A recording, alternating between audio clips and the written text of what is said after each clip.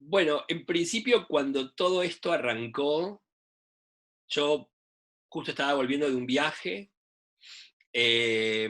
o sea que me agarró ahí en el borde de no volver, por lo cual, bueno, ni bien llegué, que fueron más o menos unos 4 o 5 días antes de que se oficializara aquí la cuarentena. Estuve obviamente obligado a hacer una cuarentena que fueron esos 4 o 5 días y después ya todos estuvimos en la misma. Toda la primera fase fue como una fase como en algún punto de felicidad, porque bueno, en lugar de haberme quedado varado en donde estaba, que era en París, estaba acá. Entonces bueno, era medio todo como muy exultante y feliz de poder estar acá. Con el tiempo me parece que eso se fue como construyendo una suerte de espacio que al principio fue como de difícil como aceptación, que tiene que ver, creo que es un momento en donde el silencio termina imponiéndose, ¿no? Por más que uno quiera como poner ruido alrededor, digamos, por lo menos para las personas que nos dedicamos a ciertas cuestiones vinculadas a lo creativo, eh, como que sentimos en algún punto la obligación, en principio con uno mismo, de poder empezar a encontrar una forma de sostén. No hablo del punto de vista económico, sino de nada, de que los días tengan eh, la posibilidad de ser días, de sostenerse, de estar bien. Entonces el silencio es un lugar importante. Para mí siempre lo fue. Yo soy una persona desde muy chico, quizás porque soy hijo único y porque mis padres trabajaban ambos desde muy chico. O sea, yo no recuerdo tener a mis padres en casa nunca, y siempre fui una persona bastante afecta y silenciosa, aunque no parezca.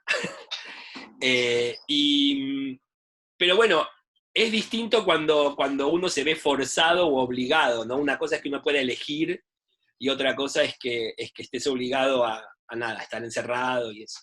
Entonces, creo que con el transcurso de los días, digamos, de esos primeros 15 días que fueron más de euforia y de nada, de limpiar la casa, ¿no? De hacer las cosas que habrán hecho todas las personas que nos están escuchando, y cocinar y tomar las recetas de la abuela y hacerlas, cosas que no había hecho nunca.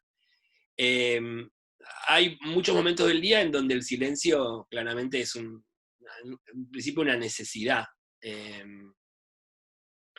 y, y había tenía mucha resistencia digamos, a hacer silencio y a como a meterse para huir hacia uno mismo, ¿no? Me parece que eso también fue como un movimiento interesante, eh, y centrado en mi actividad. Nada, es un espacio necesario para reflexionar el presente y sobre todo el futuro, ¿no? Que es bastante inquietante en términos, digamos, en términos generales, digamos, de macroeconómico ni hablar, pero en términos más particulares, haciendo foco en la actividad teatral, nada, hay que pensar muchas cosas. Digo, porque hay algo de la supuesta nueva normalidad que no sé si es tal, ¿no? O sea, hay algo de eso que se va construyendo. No sé, yo sigo mucho, viste, lo que está pasando en Europa, y que ya están como un paso más allá, al menos en términos del desconfinamiento y todo eso. Y la actividad, nada, todavía no se puede volver a pensar en términos eh, de normalidad. Entonces, pretender que sea normal me parece que es un problema. Yo veía el otro día una noticia donde mostraban cómo iba a ser el verano italiano. Entonces había una playa, con una reposera, con una mesa al lado y una especie de cabina de cristal rodeando a la reposera, con la parte de arriba solamente abierta para que, no sé, para que el sol entre y no te haga un efecto invernadero y te mueras ahí adentro, y que tenías que sacar turno para ir a la playa. O sea, todo esto para tener la ilusión de volver a la playa, ¿no? Y algo así me parece que está pasando con el teatro. Ahora, justo ahora en Europa la temporada está por empezar, porque arranca más o menos en agosto-septiembre, o sea, en septiembre. Y no sé, el Berliner Ensemble, que es un teatro paradigmático de la ciudad de Berlín, que fue el teatro del cual trabajó Brecht toda su última fase después del exilio, va a volver a abrir. Entonces hay una foto muy impresionante de la sala en donde han sacado una fila por medio y en cada fila a su vez han separado asientos, entonces queda un asiento, 2 o 3 libres, 2 asientos, 2 o 3 libres, un asiento, o sea, te puedes sentar de uno o de dos, atrás nadie, adelante nadie, es decir, el 30% de la capacidad, pero nada se dice de qué va a pasar arriba del escenario, ¿no? O sea, eh, ¿cómo se actúa? ¿Qué se actúa? ¿Qué se hace? ¿No? Eh, entonces también me parece que es un momento interesante para volver a reformular cuestiones vinculadas a la propia práctica y pensar de qué se trata esta supuesta nueva normalidad. En el plano de que aparezca la vacuna, cuando aparezca la vacuna todo volverá a su cauce o no, pero yo también siento en algún punto la necesidad de pensar eso que viene, porque esto que nos está pasando, o sea, nada, no, por lo menos desde mi percepción y desde mi trabajo, quisiera que no fuera todo igual, ¿no? O sea, eh, algo se murió en algún punto, ¿no? Entonces, y creo también que el silencio y el espacio para que esos pensamientos puedan circular de la manera en que cada uno pueda, se hacen totalmente necesarios esos espacios.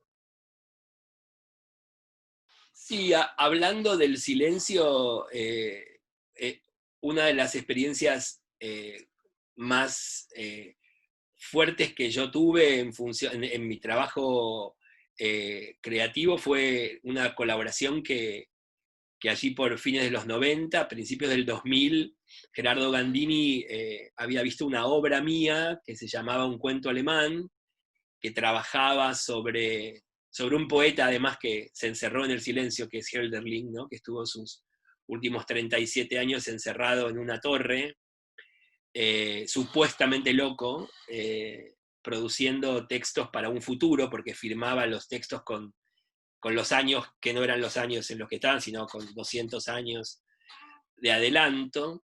Y en esa obra yo había hecho un trabajo, digamos, como medio palimpsesto de textos de Hölderlin, y había hecho algunos procedimientos que Gerardo reconoció cuando vio el espectáculo, y había una manera de entender la escritura muy parecida a la manera que él entendía la composición musical en términos de reescritura, ¿no? O sea, de tomar algo preexistente y abordarlo, atacarlo, desglosarlo, citarlo, abrirlo, expandirlo, cortarlo. Entonces me llamó para poder escribir una ópera que terminó llamándose Liederkreis, que era una ópera sobre Schumann, que era uno de sus grandes amores. Y la idea que yo le propuse en ese momento fue trabajar sobre los últimos 30 segundos en la cabeza de Schumann. Schumann escuchaba persistentemente un la en su cabeza. Casi nada, de una manera, o sea, todo lo contrario al silencio en algún punto, ¿no? Como algo que horadaba su percepción 24 horas al día. Era algo que lo enloquecía. Entonces, la ópera se construyó como si era una ópera corta, de 1 hora, es una ópera corta de 1 hora de duración, en donde la idea era que esos eran los últimos 30 segundos en la cabeza de Schumann antes de morirse, antes de que le estallara la cabeza, literalmente. Y fue un trabajo increíble, y fue un trabajo también que me ayudó a domar una cuestión muy, muy fuerte que tenemos, que nos dedicamos a esto, que es el ego y la necesidad de aparecer y todo eso. Y un libretista de ópera en general es un trabajo silencioso, es un trabajo que queda a algún punto en el anonimato. Difícil es que la gente que no conozca o no forme parte de la cultura o del medio teatral o del medio operístico sepa, no sé, que Arrigo Boito escribió el libreto de la ópera Otelo de Verdi, o sea, uno sabe que es Otelo de Verdi o que el Don Giovanni es de Mozart y no de Lorenzo da Ponte. Entonces ya hay un lugar de corrimiento respecto del autor, en donde el autor de la ópera es esencialmente el músico, y el libretista en algún punto se transforma en una especie de figura silenciosa, figura un poco más a la sombra. Y es atractivo eso en realidad porque te obliga también a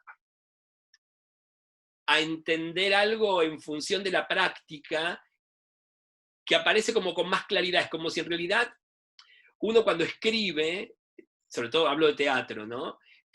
Estás haciendo algo que después va a tener, esas palabras van a ser tomadas por otros cuerpos y llevadas a escena. En este caso, la idea de como esa especie de segundo plano en el que está el libretista, también te pone en un lugar, o me puso por lo menos a mí en un lugar de comprender que había algo del como decir, un servicio, en el mejor de los sentidos, ¿no? Como si vos estuvieras haciendo algo para que otros puedan usufructuarlo, para que otros puedan apropiarse de eso.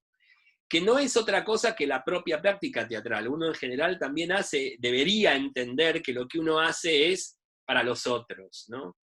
Y acá también lo ligo un poco con lo que yo estoy pensando ahora, ¿no? En términos y también con mi experiencia en la gestión de un teatro como el Teatro Nacional, en el Cervantes, en donde en realidad vos te das cuenta que lo que uno hace poco importa respecto de uno, sino que tiene que ver más con como una especie de que uno tiene un don y que está bueno que ese don pueda ser compartido y entregado a los otros. Y uno estar en una suerte de silencio, en un lugar como más velado, más, ¿no? Más anónimo.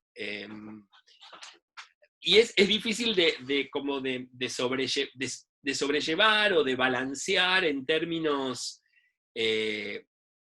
fácticos, porque bueno, porque uno está todo el tiempo llamado a que te hagan la nota, a aparecer, a tu nombre, a poner el cuerpo, a decir este soy yo.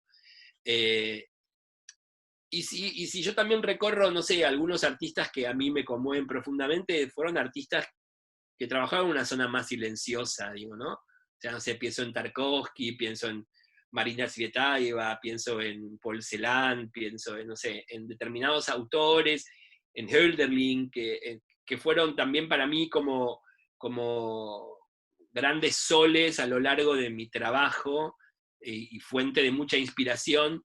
Gente, Emily Dickinson, ¿no? Gente que, nada, que se guardó, gente que entregó su obra, y esto no es una cuestión romántica, o sea, me parece que tiene que ver claramente con una idea que también la tomo de Tarkovsky, que es lo que es su última película, digamos, esa idea del sacrificio, ¿no? Como en realidad que hay una parte de lo que nosotros construimos y que tenemos la posibilidad de generar, de crear algo de la nada, o sea, que desde el propio silencio poder crear algo, está bueno que uno se retire, ¿no? Cuando eso está ahí. Siempre pienso también en una imagen como muy conocida, que es ¿no? El dedo en el juicio final, en la creación, en la Capilla Sixtina, está el dedo de Dios y el dedo de Adán con una distancia, ¿no? No están tocándose, sino que hay como una distancia, un hiato entre esos dos dedos. Uno puede interpretar que Adán está creando a Dios o que Dios está creando a Adán, según lo que quiera creer. El cuadro, la pintura permite entender esas dos opciones. Y en el medio, en el centro, digamos, en ese espacio, en ese hiato, en ese lugar del silencio, para mí es donde habita el lenguaje. O sea, aquello que nombra o la figura de Dios o la figura de Adán, sea quien sea el que habla, sea quien sea el creador.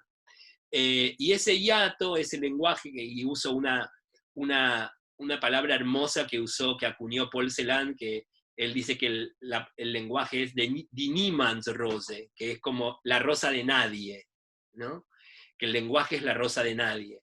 Y a mí siempre esa imagen y esa percepción de entender que lo que hay entre esos dos dedos es el lenguaje, que además es un hiato, o sea, es un silencio, me parece un espacio hermoso para pararse a crear, ¿no? También, no sé si pensás, no sé, en lo que se llama el primer aliento en la cábala, ¿no? Ese Ein Sof, que es como si una especie de gran infinito, de un infinito, nada, inconmensurable, ¿no? Como si fuera el creador o lo que quiera llamarlo. En lo que dice la cábala es hermoso, dice que desde la nada hace como una inspiración y larga un aliento, ¿no? Un mínimo aliento de la nada, ¿no? Como que de la nada nace un aliento y ese aliento es el que da la vida, ¿no? El que genera la creación. Pero todo parte del silencio, o sea, es impensada, creo que la actividad a la que nosotros nos dedicamos es impensada sin el silencio.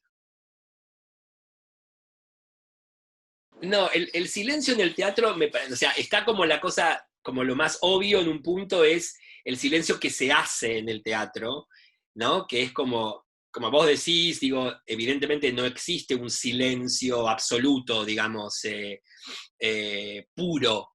Eh, pero sí hay algo de ese momento que para mí está ligado claramente con el ritual, en donde hay como si, como si hubiera una detención del tiempo, ¿no? Entonces, esa detención del tiempo se homologa a esa suerte de silencio expectante, ¿viste? Cuando se bajan las luces y el público hace silencio, ¿no? Que esos murmullos se empiezan a apagar. Ese momento es como un momento único, que uno entiende que ahí hay algo casi como ancestral que tiene que ver con hacer silencio para que otro cuente una historia, ¿no? Y eso tiene que ver también con algo, me parece, muy primitivo respecto a esos primeros hombres que estuvieron rodeando una fogata, ¿no? Y que de repente uno, en un momento, empezó a contar algo, ¿no? Y empezó a generar, digamos, la posibilidad de la reunión a partir de la palabra de uno, pero eso de alguna manera deviene después de hacer un silencio. Y respecto a lo que me preguntabas de los actores, me parece que hay un trabajo en algún punto medio mediúmnico también, respecto de lo que uno cree, esas palabras cuando uno las escribe. Yo he escrito diferentes cosas, he escrito cosas que no sabía para quién eran, o sea, que las escribía porque eran obras que se me ocurrían y después tuvieron o no un destino escénico, pero ya en los últimos años en donde yo produje los textos, era muy, muy claramente sabiendo quién iba a hacer cada rol. En principio para el estreno, después esa obra tendrá otros destinos. Entonces, hay algo también de la escritura que es un poco una suerte de ventriloquía, ¿no? Como si en realidad hay algo de la manifestación física, energética, de ese actor o de esa actriz a la que uno le escribe, ¿no? Como si pudiera, hay algo ahí como de poder entrar, medio de posesión, medio de medium, de poder entrar en la lógica del cuerpo de esa persona. Eh, es medio, en algún punto es medio insondable en términos, es medio indescriptible, ¿no? Yo creo que tiene que ver que por ahí mucho tiempo uno intentó, o yo intenté como desentrañar eso en términos teóricos, pero me parece que hay algo que tiene que ver con algo mucho más primitivo, más atávico, más que con esa idea de, bueno, de un grupo de personas, ¿no? Que se van a encontrar para narrar algo a otros, y a su vez el que generó esas palabras también construye una suerte de lazo invisible entre esas palabras y esos cuerpos, ¿no? Es notable que, no sé, el teatro tiene eso, de repente vos lees un texto y cuando lo ves y está bien hecho, porque muchas veces eso no sucede, y por suerte muchas veces sí, es muy, muy increíble lo que pasa. Eh, ¿No? Que esas palabras que te conmovieron, no hablo de las obras propias, hablo, no sé, he leído cualquier obra que, justamente el otro día estaba viendo un montaje del National Theatre de un tranvía llamado Deseo, de Tennessee Williams, que es una obra que me encanta, y que hizo hace poco en el Young Vic Gillian Anderson, la actriz esta famosa de los Expedientes X, que hace un trabajo increíble, y aún uno recordando, no sé, a Vivian Lee en la peli de Elia Kazan, había algo de lo que eran esas palabras entrando en ese cuerpo que no tiene mucha explicación. Es algo que sucede de manera muy, muy como... Mágica es una palabra medio pedorra, pero creo que explica bien, ¿no? No sé, van pasando los años y yo creo más profundamente en ciertas cuestiones más del orden de cómo algo muy vinculado a lo espiritual en términos profundos se construye en el trabajo artístico, ¿no? En lo creativo, porque bueno, de hecho es eso, ¿no? Es de la nada crear algo, ¿no? Con todas los conectores que tiene eso, ¿no? O sea, y en el teatro eso es más fuerte, porque en realidad lo que era letra muerta, o letra en un papel, o letra bidimensional, de repente asume un cuerpo, asume una emoción, asume una temperatura, asume una fisicalidad, y eso es muy fascinante de esta práctica. Que es algo además que hoy está retaseado, ¿no? Eso es muy fuerte. Por eso también digo, lo que nos pasa hoy, más allá de que estos paliativos del streaming, eso yo entiendo que nada, es como la forma de seguir presentes, ¿no? Es decir, acá estamos, hola, pero hay algo intransferible, ¿no? En el vivo. No estoy diciendo nada nuevo, pero es absolutamente comprobable que la emoción, si viene, por ahí viene en realidad por la memoria de algo que no es lo que uno está viendo, sino algo de lo que vivió en función de eso que está viendo. Y en el teatro la emoción es eso que está ahí. ¿No? Yo no sé, o sea, el otro día veía este montaje de Tranvía llamado Deseo y nada, me emocionaba pensar algunas cosas, pero no era la emoción del, ¿no? Eso no está. Esa cuestión aurática que tiene cualquier encuentro humano, nada, son momentos muy difíciles, muy difíciles, muy difíciles de terminar de entender, no sé, paso de la euforia a la tristeza de manera como así. Sí, las canciones coincido en esa apreciación de oraciones paganas, es lindo. Te lo voy a tomar con el Dixit de que es tuyo. Sí, la relación con la música, ¿no? La música también es algo que a mí me ocupa y me parece trascendente en términos de la experiencia de lo humano, ¿no? Y la música con palabras es como un estadio, como nada, de una complejidad extraordinaria. Y las canciones tienen al ser ese pequeño formato, ¿no? Que son como eso, pequeñas como joyas.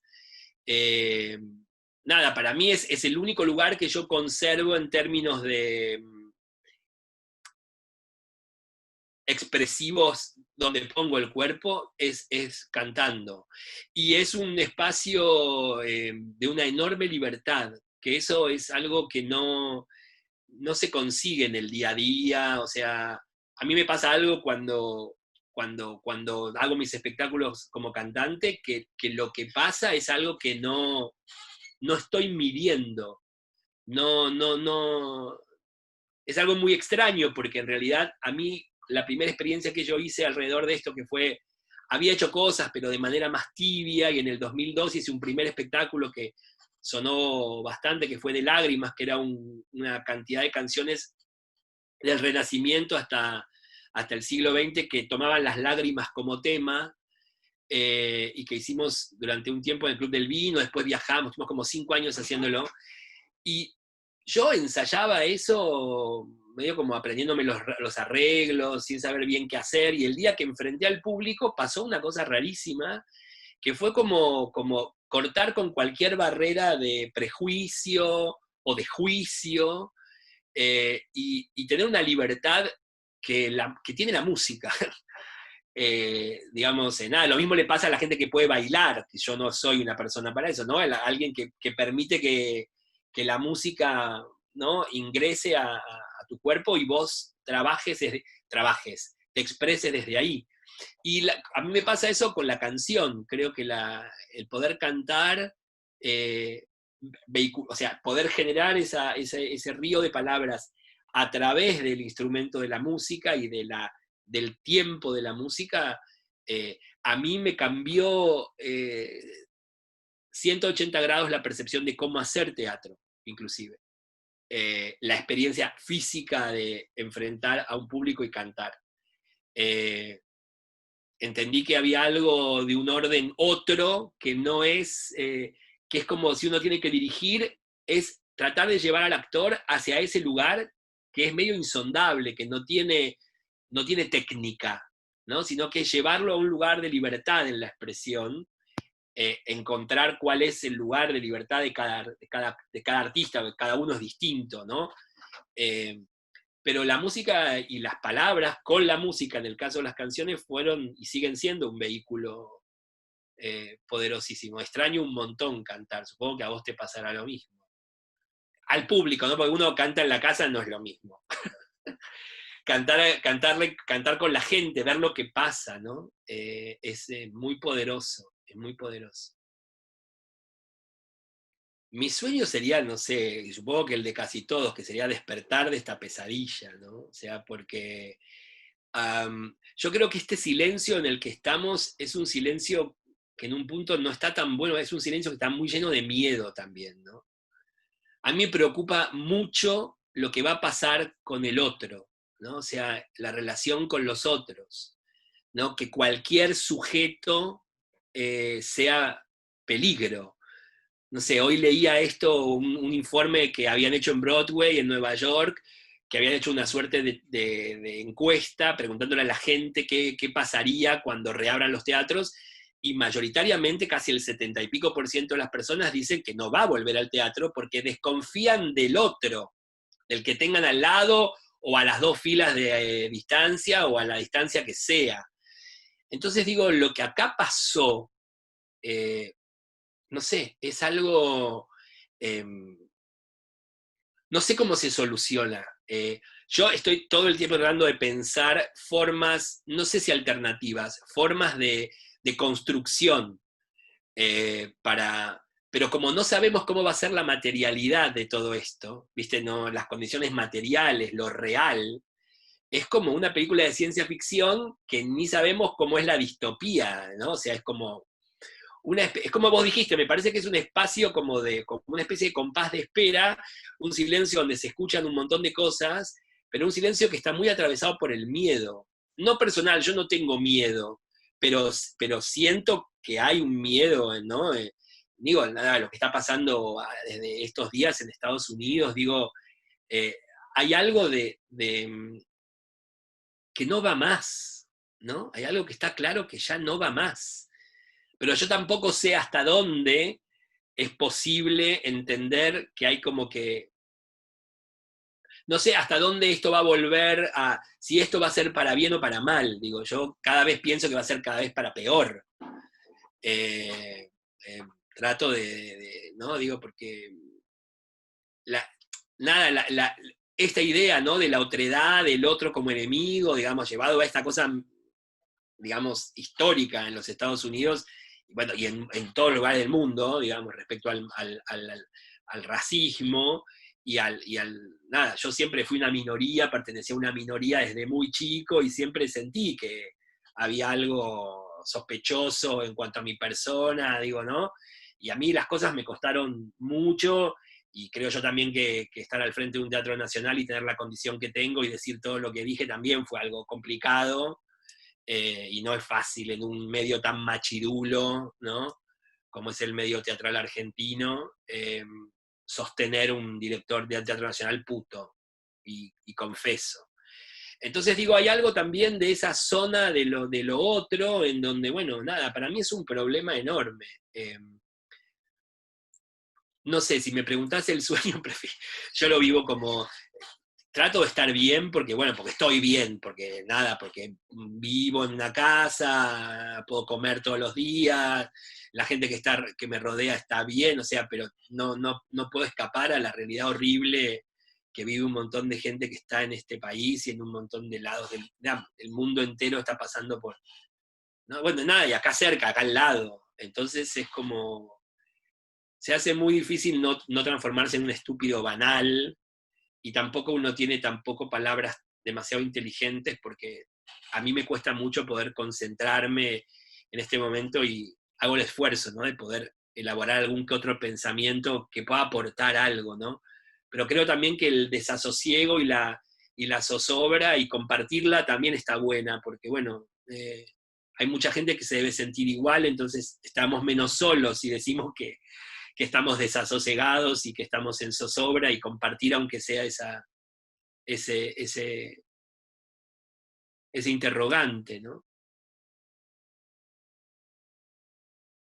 No, no, yo espero que se puedan sacar cosas buenas. De eso te decía en realidad que yo me siento en algún punto obligado y obligado por mí mismo, digamos, no por nadie más, a pensar en la propia actividad y en ver qué se puede hacer respecto a que cambie y que sea para mejor y que sea útil para los otros. Yo también creo que el capitalismo está en una fase de una enorme decadencia. También creo que va a ser muy difícil que se caiga, eh, que por ahí no lo vamos a ver, pero que claramente es una caída y que viene siéndolo, digamos, desde la lucha de los feminismos, de todo lo que viene pasando en los últimos tiempos, digamos, esto que está pasando en Estados Unidos ahora, no porque no pasara antes, sino porque el grado de visibilidad que tiene, está alimentando esa posibilidad de que algo nazca de todo esto. Pero bueno, también es en las épocas de caída de tamaños edificios, ¿no? Es como lo que se vive es una catástrofe, porque el statu quo, nada, tiembla. Entonces, nada, hay que estar como muy alerta y yo lo que siempre pienso y trato de también no sé, lo hablaba con mis alumnos también, que tengo clases por estos medios ahora, de tener una cierta, ser elásticos, ¿no? Poder empezar a entender esto de una manera elástica, ¿no? De poder sentir que uno puede empezar a navegar estas aguas como medio oscuras, sin saber si hay turbulencias, si son aguas mansas. Pero a mí me preocupa, yo creo que la solidaridad como un valor, ¿no? Como esta idea de fraternidad, que sería la única cosa de la cual Francia no se hizo cargo después de la Revolución Francesa, digamos, ¿no? O de la igualdad, perdón, la igualdad, no la fraternidad, ¿no? Como que la libertad y la fraternidad está todo bien, la igualdad ya no es tan clara. Y me parece que esa posibilidad sería un buen deseo, digo, también como para cerrar esta charla de manera más optimista. Pero sí, esa lucha por la igualdad es algo que se viene dando de siglos y que pareciera estar en una zona de una enorme fricción, ¿no? Y en una zona como de primera plana, ¿no? Entonces eso por ahí permite una suerte de reconocimiento, una especie de anagnórisis respecto, bueno, démonos cuenta de que hay una posibilidad, ¿no? No puede ser que haya gente que tiene, no sé, que el 3% de la población del mundo tenga los recursos del 97%, ¿entendés? O sea, es una demencia, es una demencia. Entonces, nada, permitimos esto porque creemos que no está en nosotros no permitirlo, ¿no? Y está bueno entender que por ahí desde los lugares de cada uno, puede no permitirlo. Eh, y que este silencio, en todo caso, o este hiato, se transforme en algo más liberador, ¿no? En algo más igualador. Eh, ¿No? Ojalá así sea. Aunque sea en lo micro, ¿no? Para empezar por algo.